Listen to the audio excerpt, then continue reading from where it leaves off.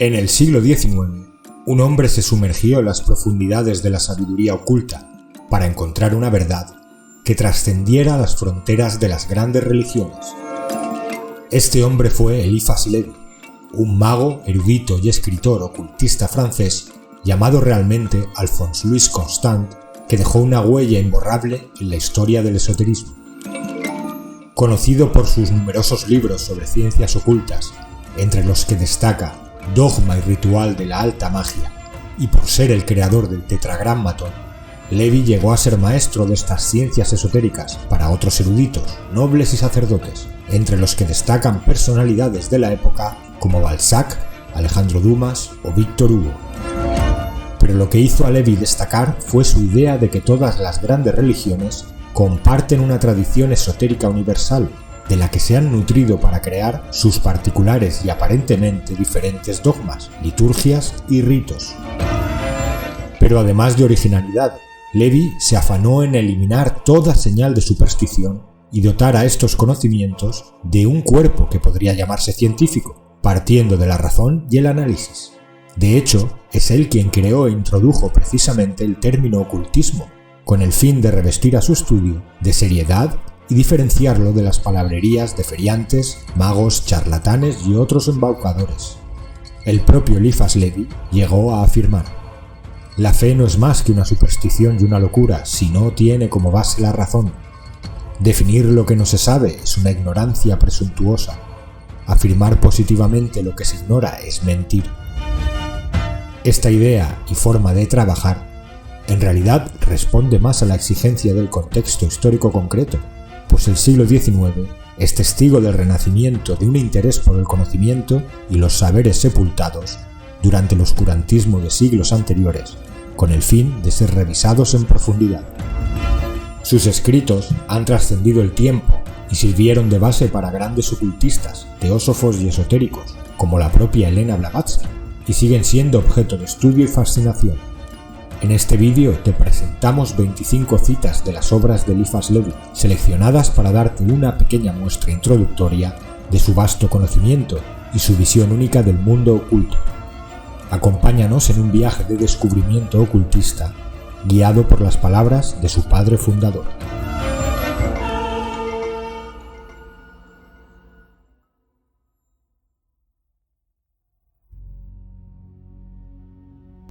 Si se me pregunta, ¿existe un Dios?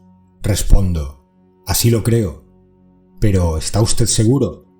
Si estuviese seguro, no lo creería, lo sabría. La fe y la creencia no se inventan, no se imponen, no se establecen por convicción política. Se manifiestan como la vida, con cierta fatalidad. La innata necesidad de creencia en el ser humano es a lo que podemos llamar con propiedad religión natural. La esencia del propósito religioso es el misterio, puesto que la fe comienza en lo desconocido y abandona todo el resto a las investigaciones de la ciencia. Todo lo que eleva al hombre por encima del animal, el amor moral, la devoción, el honor, son sentimientos esencialmente religiosos. El culto por la patria y la familia, la fidelidad al pasado y a los recuerdos, son cosas que la humanidad no podrá dejar nunca, sin llegar a una degradación total. Entre todas las pasiones humanas, la pasión religiosa es la más viva y poderosa. Ella se expresa, sea a través de la afirmación o de la negación, con igual fanatismo. Mientras unos afirman obstinadamente que Dios les ha hecho a su imagen, otros le niegan con temeridad, como si pudiesen devastar y comprender mediante un único pensamiento todo el infinito.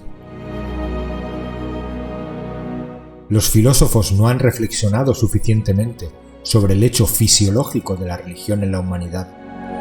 Es una facultad del alma humana, tanto como la inteligencia y el amor.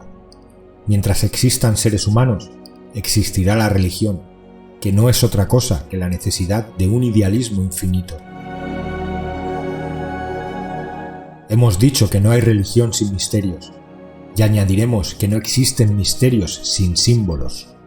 El símbolo es la fórmula o la expresión del misterio, que viene a expresar su profundidad ignota mediante paradójicas imágenes tomadas de lo conocido.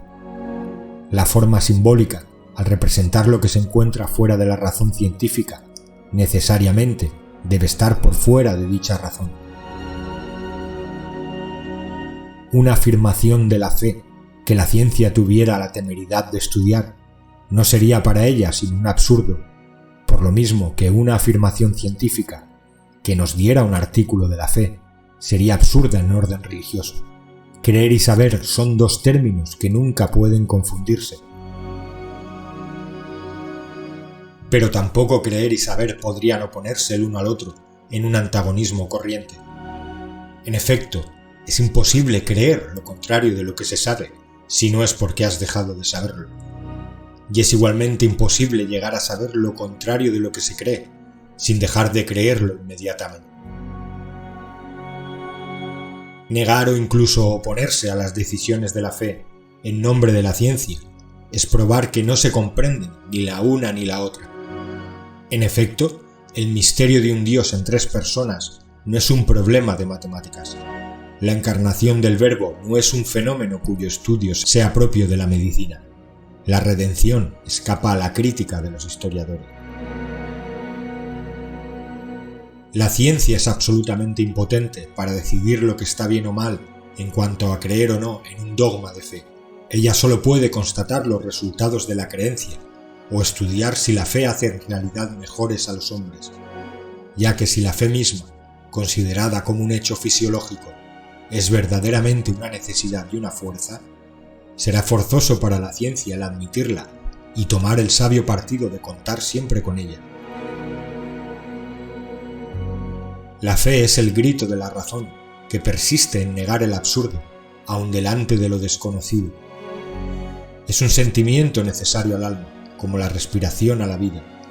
La fe no consiste en la afirmación de tal o cual símbolo, sino en una aspiración constante y verdadera a todas las verdades ocultas tras los simbolismos. Un dogma cualquiera no constituye sino una creencia y pertenece a una confesión particular. La fe es un sentimiento común a la totalidad de la humanidad. Cuanto más se discute para precisar, menos se cree. Un dogma viene a ser una creencia que una secta se apropia, con lo cual se queda con una parte de la fe universal. Dejemos que los sectarios hagan y rehagan sus dogmas, a los supersticiosos que detallen y formulen sus supersticiones, y creamos en la verdad indecible, en el absoluto que la razón admite sin comprenderlo, en aquello que presentimos sin saberlo. La oración es la expansión del alma en la sabiduría y el amor eternos. Es la mirada del espíritu hacia la verdad. Es el suspiro del corazón hacia la suprema belleza. Es la sonrisa del niño hacia su madre. Es el suspiro del viajero que piensa en su patria. Es el pensamiento del pobre que trabaja para alimentar a su esposa y sus hijos. Nuestra oración llegará a ser perfecta cuando oremos sin saber que lo estamos haciendo. La oración no es un clamor que ensordece los oídos, es un silencio que penetra en el corazón. El mal es el apetito desordenado del bien, el infructuoso intento de una voluntad poco educada.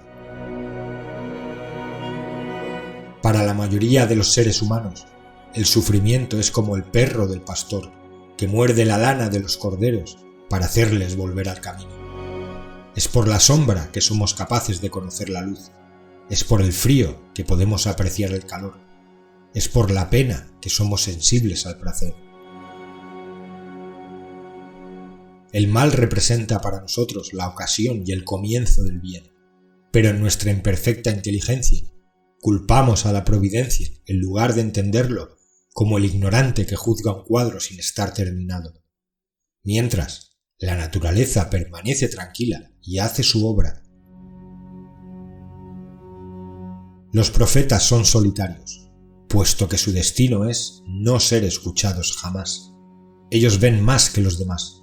Ellos previenen las desgracias que traerá el porvenir. Por tanto, se les aprisiona o se les mata, se les escarnece o se les destierra como a leprosos, dejándoles morir de hambre. El pecado en sí mismo es también un castigo, y el más grande de ellos. Así, un gran crimen no es sino una gran desgracia. El más imperfecto de los actos de amor vale más que la mejor palabra de piedad. No juzguéis, hablad solo lo necesario, amad y actuad. Todo hombre que muere de miseria es un mártir, puesto que es un soldado herido en la batalla de la vida. El dogma católico resume todas las aspiraciones religiosas del mundo. Afirma la unidad de Dios, al igual que Moisés y Mahoma, y reconoce en él la Trinidad infinita de la eterna generación, siguiendo a Zoroastro, Hermes y Platón. Concilia el verbo único de San Juan con los números vivientes de Pitágoras, y esto pueden constatarlo la ciencia y la razón.